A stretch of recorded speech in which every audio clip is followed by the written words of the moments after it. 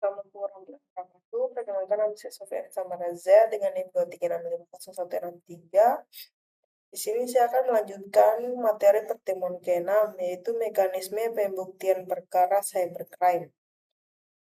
Itu harapan capaian pembelajarannya memahami sistem pembuktian pidana di Indonesia, menganalisis perbedaan alat bukti konvensional dan atau elektronik, mengidentifikasi persyaratan material alat bukti elektronik, mengevaluasi tantangan pembuktian perkara cybercrime. Dilema internet. Manfaat vs kejahatan. Faktanya, internet pedang bermata dua. Bisnis online target pasar Indonesia dan luar negeri. Dampak negatifnya munculnya kejahatan antisosial. Statistik kejahatan elektronik meningkat dan mengglobal. UU ITE sebagai payung hukum. UU nomor 11 2008 UU pertama khusus cybercrime di Indonesia. Dua materi muatan besar pengaturan transaksi elektronik dan tindak pidana cyber. Sumber internasionalnya ada UNCITRAL Model Law, Convention on Cybercrime, dan EU Directives.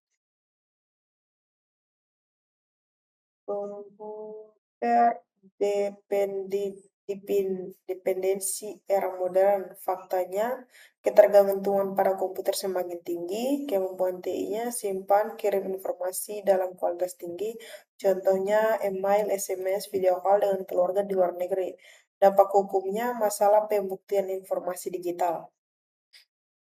Problem pembuktian informasi digital, mudah diubah, integritasnya data dipertanyakan, integritas samar, anonimitas internet, lokasi tidak pasti, pelaku bisa dari mana saja, otentisitasnya sulit verifikasi keaslian. Pertanyaan krusial di masyarakat, apakah informasi dokumen elektronik alat bukti sah? Bagaimana eksistensi alat bukti elektronik dalam sistem peradilan? Bagaimana alat bukti elektronik bisa diterima di persidangan? Ini perbandingan dokumen elektronik vs konvensional. Ini ada beberapa aspek, dokumen elektroniknya dan dokumen konvensional. Aspek bentuk, digital, fisik, seperti perolehan mudah dan instan butuh waktu atau biaya, dan seterusnya. Pembuktian dalam peradilan pidana, definisinya upaya menemukan kebenaran material wahid. Tujuannya buktikan terjadi tindak pidana dan identifikasi pelaku. Prosesnya rekonstruksi kejadian berdasarkan fakta hukum. Sumber fakta, ingatan saksi, dokumen, keterangan ahli, pengakuan, dan barang bukti.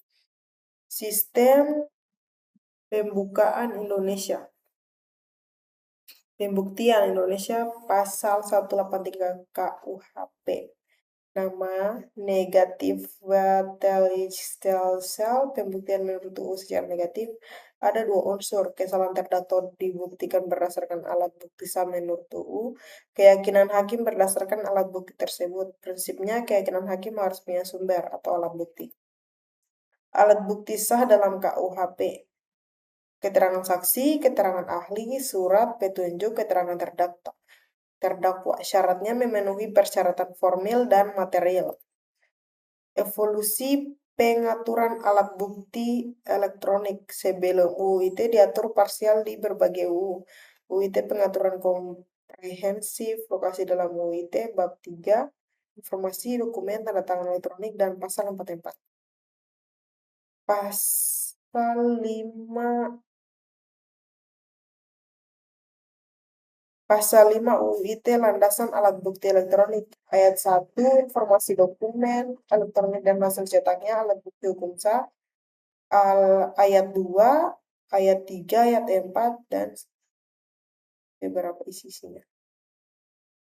Persyaratan material alat bukti elektronik 1. Berdasarkan pasal 15 sampai 16 UU ITE tentang sistem elektronik, andal dapat diandalkan, aman, terlindungi dari ancaman, bertanggung jawab, menampilkan kembali secara utuh, melindungi ketersediaan melindungi keutuhan, melindungi keautentikan, melindungi kerahasiaan, dan melindungi keteraksesan. Persyaratan material berdasarkan pasal 6 UU ITE. Informasi dokumen elektronik dianggap sah jika dapat diakses, dapat ditampilkan, dijamin keutuhannya, dapat dipertanggungjawabkan, menerangkan suatu keadaan. Komputer forensik ilmu penting. Definisinya cabang ilmu forensik terkait bukti hukum di komputer dan media digital.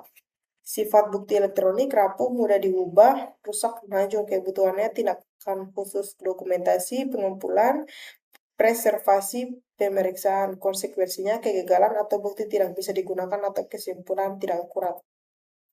Ini proses digital forensik diagramnya.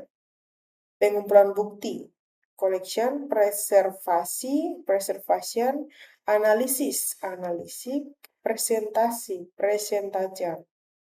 Tools digital forensik, disk imaging, FTK imager, memory analisik, network analisik, mobile forensik, dan log analisik. Studi kasus pembuktian email ancaman. Kasusnya email ancaman kirim uang atau sebarkan data pribadi, bukti email dari akun email, tantangan, akun bisa dibuat siapa saja dari mana saja. Solusinya log server, IP address, metadata, email, address analytics. Diskusi kelompok skenario pembuktian. Skenario perusahaan dilaporkan bocorkan data karyawan, buktinya file Excel berisi data di log storage. Ada kelompok 1 dan sampai kelompok 4. Aktivitas simulasi pengumpulan bukti digital, kasusnya hacking website perusahaan, tugasnya identifikasi sumber bukti, teknik preservasi, dokumentasi, chain of custody, analisis awal. Pembuktian cybercrime membutuhkan pemahaman sistem pembuktian pidana, alat bukti elektronik berdasarkan UU ITE dengan persyaratan ketat, digital forensik, ilmu krusial untuk menjaga integritas bukti, tantangan utama, kerapuhan bukti digital, dan kompleksitas teknologi. Baik, sekian saja dari saya. Sekian, terima kasih. Assalamualaikum.